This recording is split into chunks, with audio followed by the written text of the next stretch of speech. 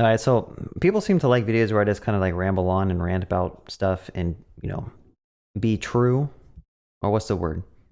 Be authentic. And one of those things, one of those topics I kind of want to touch on is when you don't feel like you're in authority to talk about a topic, right? So I get this a lot when I make videos. Like I even mentioned in my Discord channel, which by the way, you should join if you want to be able to ask me questions directly or get help.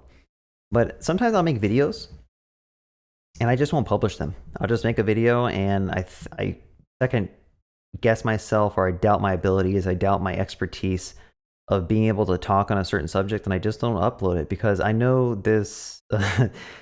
I've seen some comments before where if you accidentally say something wrong, you accidentally mess up on your video. Like, I feel like there's people out there sharpening their pitchforks, just waiting to, burn you alive at the stake because you said something incorrectly. And it's probably not as bad on my channel because I don't really have that many, people, and most people are pretty supportive on my channel. But I've seen it before where like you can kind of piss some people off and get some downvotes and stuff. But I guess I want to talk about that feeling where you don't feel like you're qualified to actually talk about a subject, even though like you work on it full time. Like I was going to make a video about DynamoDB. This is something that we use at work for our database. And I was going to kind of talk about like how it's cool at first to use Dynamo, but then you could potentially run into a lot of issues using Dynamo. It's not really intuitive how to like do custom queries on your data. Like it's a key value store, so it's very limited in terms of like what features you can do. And then you like read through this stuff and they have like all this marketing, these buzzwords, which sound great, but then you start using the service and you realize that it's not really as intuitive or easy to use. I mean, it does do great with scaling and stuff, and it is really great with like price. It's like super cheap, assuming that you don't like have to loop through all your data and do stuff. But I guess this talk isn't about Dynamo. It's more of like sometimes you just don't feel qualified to talk about stuff. Even though you've been using it for like years, right? I've been using Dynamo for like 4 years, but for some reason I just don't feel like I have mastered it, right? So I just don't make videos on it because I don't truly feel like I've mastered like how Dynamo is really meant to be used.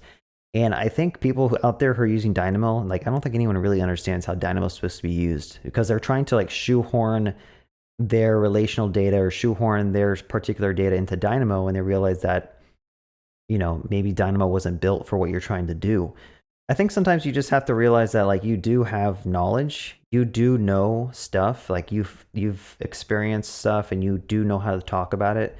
And so I just need to like remember that like there's people out there who don't know anything about this, right? There's people out there who don't know a single thing about Dynamo. They don't know a single thing about SQL. They don't know a single thing about Mongo or whatnot.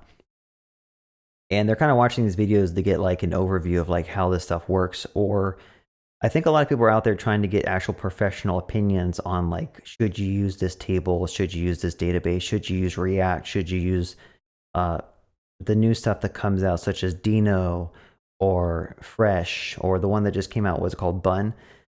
And honestly, like I don't think anyone is knowledgeable enough to really give their opinions on if you use it or not. But I think, yeah, sometimes I just need to remind myself that like I've been coding for like almost 9 or 10 years now, so I do know some things. I might not be as smart or intelligent as other people in the industry or other people on YouTube, but there's a certain, subset of skills that I feel like I know how to talk about, and I have seen used in production before, and they've worked for me. So why not just, make a video on what I do know and click that publish button and don't really worry about if bad comments come in, or if I teach something, or if I say something that's like perceived as bad or incorrect in the industry, because everyone has their own opinion. There's a lot of people out there who probably actually agree with the same opinion you might have. So if you're like working at an actual company or a job and you feel the same way, where like you don't feel qualified to talk about a certain subject, like just remember that you do know stuff and you can contribute to the talk. And you can try to like help other people out by contributing. And even if you're like working on a team with like a bunch of other super experienced people, you have a different perspective and mindset, right? So you might say something that no one else in the room has ever thought about. And when you say that, like, a bunch of light bulbs might go on.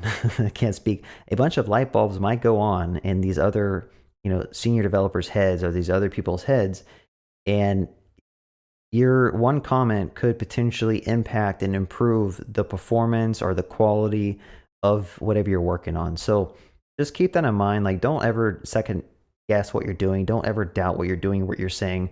I know sometimes it's rough, like if you're trying to put yourself out there and make a social media and post stuff on YouTube, like you have this internal strife that you feel like everything has to be perfect and you need to make sure everything is like not incorrect. But what I've noticed, from coding almost like 10 years is that there's no right or wrong way to do things. The only right way to do stuff is if the feature works for your client or the feature works for your user. If you didn't do the most performant way, or you did it in PHP versus using a React, your user doesn't care. Your user just cares that you have a button, and when you click it, something drops down and they can navigate to another page. That's all your user cares about. They don't care about the technology under the hood. Most of the times, they don't care if it takes 1 second or 2 seconds to navigate to a new page. Remember, most of the users using your apps aren't like super technical people. If you look at the actual like global population of the world, most people don't know how to use tech, right? So when you're using your application, you might be frustrated that it takes a long time to do something or it's kind of slow for you. But for other people, like it might just work perfectly fine. And that's kind of like the goal, is just make applications that make the users happy. And I don't know why I got on that topic. I don't even know what I was going on the topic for. Oh, I guess I'm tying it back into like, if you don't feel like you're knowledgeable in something, like because you didn't do the perfect way, you didn't, plan everything out, like nothing has to be perfect. Just make a video, just make your talk, just say what you need to say and iterate upon it if you're wrong. That's one thing I love about YouTube, is that like when I do something wrong, I get a lot of comments that try to persuade me or change my mindset.